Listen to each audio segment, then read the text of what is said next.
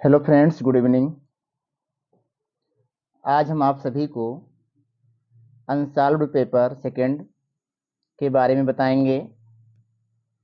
जैसा कि आप सभी को मालूम होगा कि बोर्ड एग्जाम में जो हमारा क्वेश्चन पेपर आता है वो 3.25 घंटे का होता है, जिसमें हमें 15 मिनट क्वेश्चन पेपर को पढ़ने के लिए मिलता है। शेष 3 घंटे का समय सभी क्वेश्चंस के आंसर को देने के लिए मिलता है। और यह क्वेश्चन पेपर 2 पार्ट में डिवाइड होता है। पार्ट ए जो आपका मल्टीपल चॉइस क्वेश्चंस होंगे वो पार्ट ए के अंतर्गत आएंगे, और जो आपका डिस्क्रिप्टिव होगा वो पार्ट बी के अंतर्गत आएगा। तो टोटल मार्क्स 70 होते हैं। 70 नंबर का क्वेश्चन पेपर होगा, जिसमें 20 प्रश्न बहुविकल्पीय होंगे, जिसका आंसर हम लोग OMR शीट पर देते हैं। शेष 50 नंबर का प्रश्न हम लोग आंसर शीट पर लिखते हैं। तो चलिए शुरुआत करते हैं। आज का सेकंड मॉडल पेपर है part A, multiple choice questions. Question number 1 2 3, 1 से लेकर 3 तक का प्रश्न है। यहाँ पर read the following passage carefully and choose the correct option to answer the questions that follow. कह रहा है यहाँ पे जो गद्यांश दिया गया है, यह गद्यांश अपठित है। इसको पहले ध्यानपूर्वक 2 से 3 बार पढ़ें। पढ़ने के बाद ही इससे जो भी क्वेश्चन पुटअप किए जाएंगे उसका आंसर हम लोग दे सकते हैं। तो इसको आप लोग 2 से 3 बार ध्यानपूर्वक पढ़ लीजिएगा। अब हम लोग आगे बढ़ते हैं। पहला क्वेश्चन है इस पैसेज का, Bansilal could not get any accommodation for the night as. Bansilal को कोई भी स्थान ठहरने के लिए नहीं मिला, क्योंकि all the hotels in the city were closed, all the hotels room were booked. और तीसरा ऑप्शन है the hotels were too expensive for him to afford. और ऑप्शन नंबर डी है he wanted to spend the night in the open. तो इस passage के लिए जो पहला क्वेश्चन पुटअप किया गया है, इसका आंसर सी होगा। आप लोग सी को टिक करके OMR में सी वाले गोले को फिल कर देंगे, क्योंकि होटल्स बहुत ही महंगे थे, जिसका खर्चा वह वहन नहीं कर सकता था, इसलिए वह एक सस्ता कमरे की तलाश में था। तो ऑप्शन सी पहले क्वेश्चन के लिए हम लोग टिक करेंगे। दूसरा क्वेश्चन है what was the word poultry mean in passage. इस शब्द का क्या अर्थ है? तो इसके लिए हम लोग ऑप्शन डी को टिक करेंगे। एक ऐसा स्थान जिसको हम लोग कहते हैं विश्राम स्थल, जहाँ पे हमें कोई भी पेमेंट नहीं करना होता है, इसलिए यहाँ पे हम आ फ्री रेस्टिंग प्लेस इस ऑप्शन को टिक करके OMR में डी वाले गोले को हम लोग फिल करेंगे। तीसरा क्वेश्चन है the porter refuse to help Bansilal because. कुली ने बंसीलाल की सहायता करने से इनकार कर दिया, क्यों? He was rude to the porter.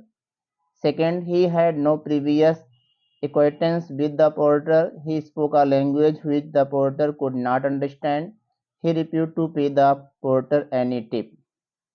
तो उसने जो है पोर्टर ने इनकार कर दिया, क्योंकि उसने 3 रुपीज़ की डिमांड किया था कि मुझे 3 रुपये दो, तब हम आपको ले चलते हैं कमरे दिखाने के लिए। तो क्वेश्चन नंबर 3 के लिए ऑप्शन डी को टिक करेंगे। ही रिफ्यूज्ड टू पे the porter any tip.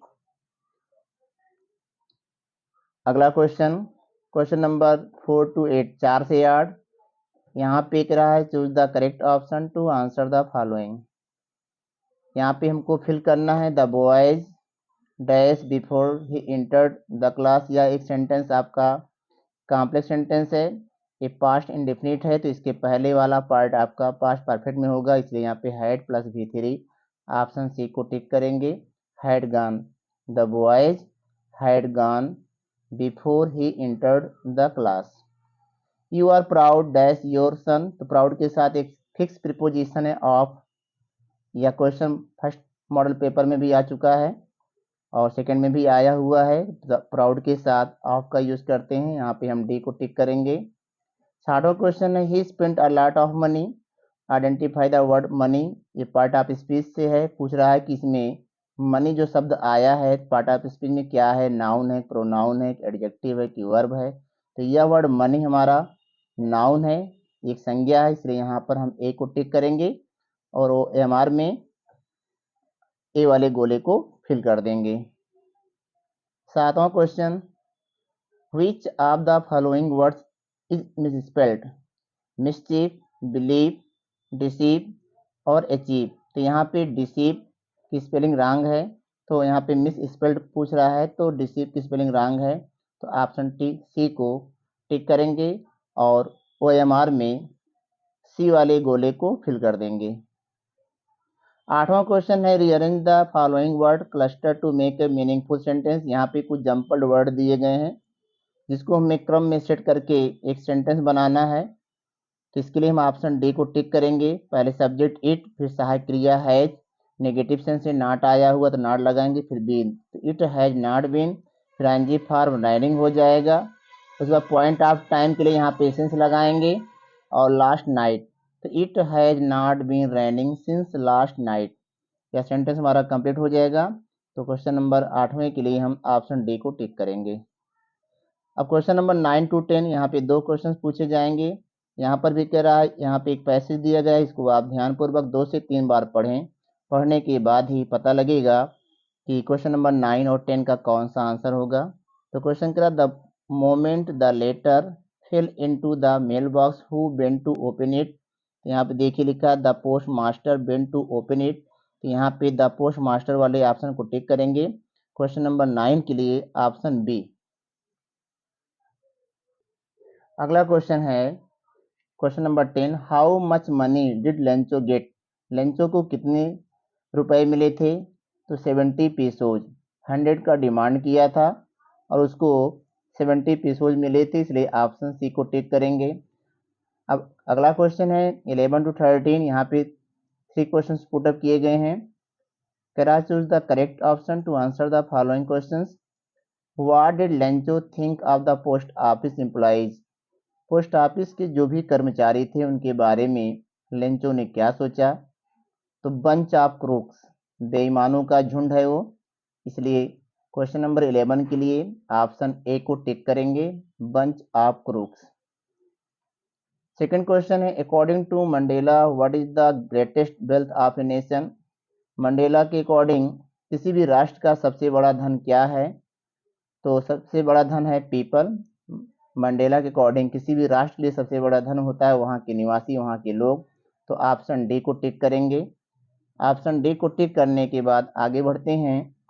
Question कह रहा है who is the author of his first flight, his first flight का लेखक कौन है, तो इसके लेखक हैं लायम ओ फ्लहर्टी, तो ऑप्शन ए को टिक करेंगे और OMR में ए वाले गोले को फिल कर देंगे।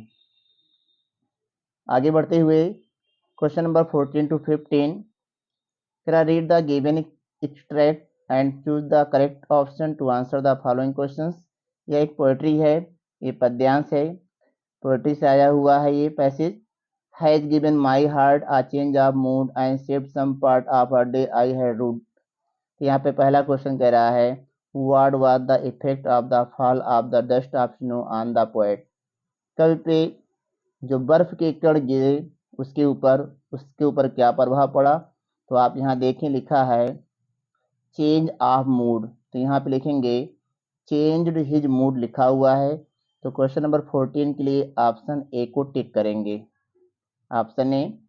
Second question number 15, what was said for the poet, कवि के लिए क्या बचा, तो यहाँ लास्ट में दिया है some and saved some part of a day, तो यहाँ पर भी दिया है क्वेश्चन नंबर 15 का option D, some part of the day, तो हम डे को टिक करेंगे। अगला क्वेश्चन है 16 to 20। Choose the correct option to answer the following questions. Mrs Pumphrey was, श्रीमती पेम्फ्रे कैसी महिला थी? गरीब थी, लालची थी, सज्जन थी कि धनी थी? तो 16 नंबर के लिए हम ऑप्शन सी को टिक करेंगे। मिसेस पेम्फ्रे एक धनी महिला थी, तो 16 के लिए सी। 17 who was thief in the story, thief in the story में कौन थीफ है कहानी में? तो हरि सिंह, जो चोर था उसने अपना नाम हरि सिंह बताया था अनिल को। तो क्वेश्चन नंबर 17 के लिए ऑप्शन ए को टिक करेंगे। 18वां question, who was the midnight visitor of the story the midnight visitor? The midnight visitor में मिडनाइट विजिटर कौन था? Ausable, Fowler, Max, Robert? तो मैक्स था, ऑप्शन सी को टिक करेंगे। उसके बाद क्वेश्चन नंबर 19,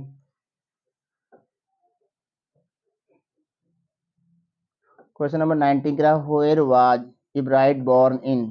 तो Ebright was born in Reading. Question number 19 के लिए ऑप्शन सी को टिक करेंगे।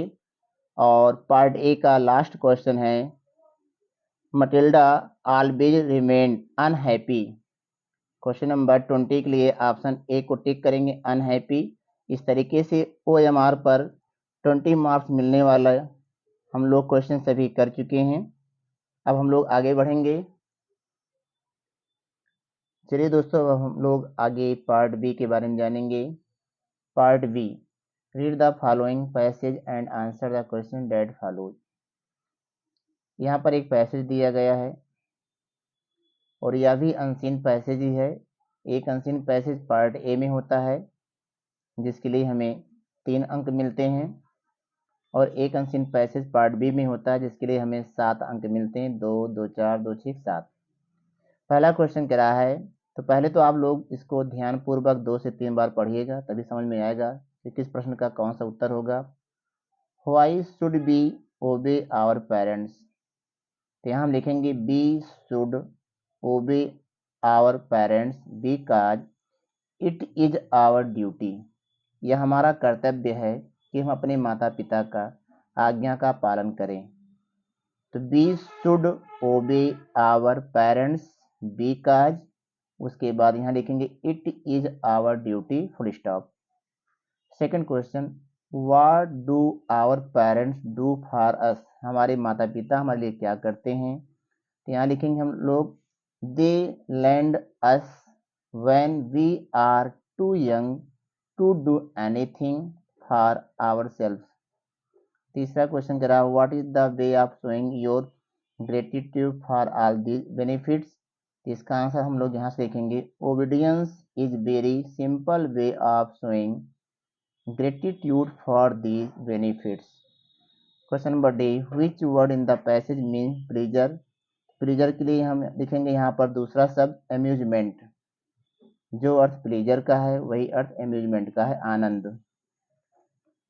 आगे है राइटिंग। राइटिंग में यहाँ पे क्वेश्चन नंबर सेकेंड, यहाँ पे एक लेटर और एक एप्लीकेशन दिया गया है, दोनों में से किसी एक को लिखना है और हमें उसके लिए 4 अंक मिलेंगे। जिसकी तैयारी अच्छी हो उसी को आप लोग लिखें। लेटर आप लिख सकते हैं तो लेटर लिखिए, नहीं तो फिर एप्लीकेशन, दोनों में से किसी एक को। फिर क्वेश्चन नंबर तीसरा है, यहाँ पे राइट ए रिपोर्ट है पहला तीसरे का, फिर अथवा करके यहाँ दिया आर्टिकल। इसमें भी आपको जो अच्छे से तैयार हो, जिसको आप अच्छे से लिख सकें, रिपोर्ट लिख सकते हैं तो रिपोर्ट लिखें। अगर रिपोर्ट आप नहीं लिख सकते हैं तो आर्टिकल लिखें, लेख, इसको लिखें, और इसके लिए भी आपको 4 अंक ही मिलेंगे। आगे बढ़ते हैं, ग्रामर पॉइंट है। पहला यहाँ पे कह रहा है,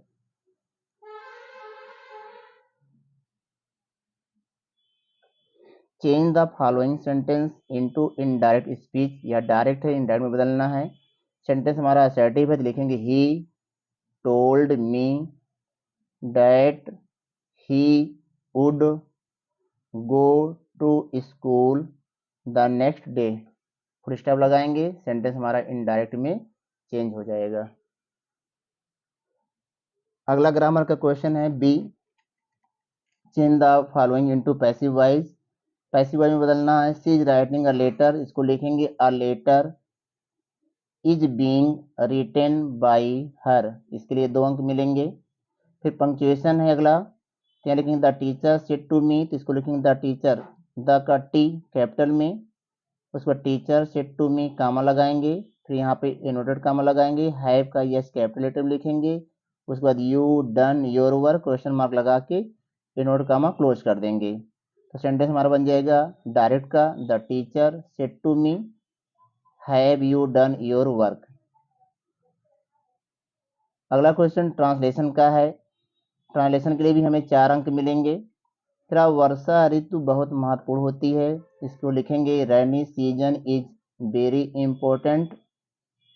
फिर देश के कुछ भागों में बहुत अधिक वर्षा हो रही है, इसको लिखेंगे it is raining more in the some parts of the country.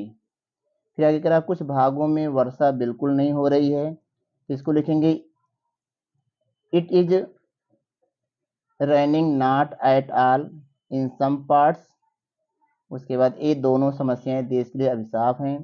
These both problems are a curse for the country. फिर अब हम लोग आगे बढ़ते हैं लिटरेचर की तरफ। 5वां क्वेश्चन कह रहा है answer the following questions in about 30 to 40 words each. यहाँ पर ए बी करके 2 क्वेश्चन रहेंगे, लेकिन दोनों क्वेश्चन में अथवा करके एक क्वेश्चन और रहेगा। हम कह सकते हैं कि ए में 2 क्वेश्चन आएगा और बी में भी 2 क्वेश्चन आएगा। एक क्वेश्चन का आंसर आपको ए से देना है और एक क्वेश्चन का आंसर आपको बी से देना है, और दोनों के लिए आपको 3-3 अंक मिलेंगे। इस तरीके से आपको 6 अंक मिलेंगे। एक क्वेश्चन का आंसर ए से और एक क्वेश्चन का आंसर बी से आपको देना है। जैसे आप देख रहे हैं ए में है why was Lencho angry when he received the letter. उसके बाद सेकंड क्वेश्चन यहाँ पे कह रहा है अथवा करके what according to Mandela is true freedom. तो इन दोनों में से किसी एक का ही उत्तर देना है। फिर हम आगे बढ़ेंगे B, what risk did the writer take while flying and why. फिर अथवा करके कह रहा why does anything that paper has more patience than paper. तो इन दोनों में से किसी एक का ही उत्तर देना है, तो इसके लिए भी आपको 3 अंक मिलेंगे। तो इस तरीके से 5वें क्वेश्चन के अंतर्गत आपको 6 अंक मिलेंगे।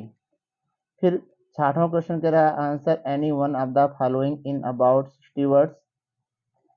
यहाँ पे ए और बी 2 क्वेश्चन पुटअप किए गए हैं, इनमें से किसी एक का ही उत्तर देना है जो कि लॉन्ग है, जिसका शब्द सीमा है 60 वर्ड्स, 60 शब्दों में देना है। इसके लिए 4 अंक मिलेंगे।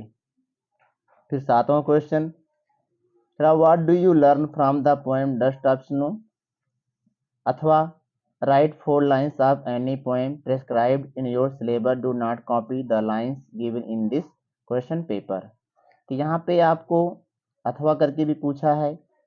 अगर आपको इस क्वेश्चन का आंसर पता है आप लिख सकते हैं तो लिखें, इसके लिए आपको 3 अंक मिलेंगे। और यदि मान लीजिए इस क्वेश्चन का आंसर नहीं मालूम है तो आप लोग कम से कम 4-4 लाइन की 2 कविताएं अलग अलग चैप्टर की याद कर लें, उनमें से किसी एक को आप लिख देंगे तो उसके लिए भी आपको 3 अंक ही मिलेंगे। इन दोनों में से किसी एक को ही करना है।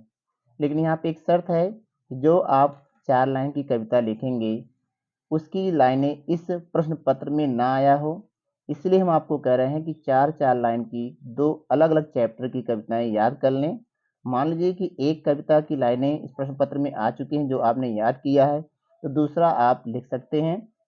इस तरीके से आपको 3 अंक मिल जाएंगे। 8वां question, write the central idea of any one of the following points in about 40 to 50 words. यहाँ पर किसी एक का सेंट्रल आइडिया लिखना, इसके लिए भी आपको 3 अंक मिलेंगे।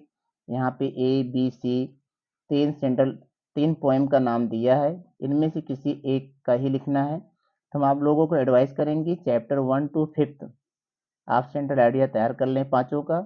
इनमें से ज़रूर कहीं ना कहीं आपका एक सेंट्रल आइडिया का पोएम आ जाएगा। पोएम का सेंटेंस आप लिख सकते हैं। उसके बाद अगला क्वेश्चन है answer any one of the following in about 30 to 40 words. यहाँ पे दो क्वेश्चन पुटअप किए गए हैं, सप्लीमेंट्री का है। ए और बी इनमें से किसी एक का ही उत्तर देना है। इसके लिए आपको 3 अंक मिलेंगे। लास्ट क्वेश्चन है प्रश्न पत्र का अंतिम प्रश्न है answer any one of the following in about 60 words. यहाँ पर एक लॉन्ग लिखना है। यहाँ पे दो क्वेश्चन पुटअप किए गए हैं। Give a character sketch of Bholi. Second यहाँ पे what is the role of Madam Forestier in the story The Necklace. किसी एक का उत्तर आपको 60 शब्दों में लिखना है। इसके लिए भी आपको 4 अंक मिलेंगे। इस तरीके से अगर आप सैंपल पेपर को सॉल्व करेंगे तो कहीं ना कहीं आपका एक अच्छा अंक आपके रिजल्ट में आएगा। धन्यवाद।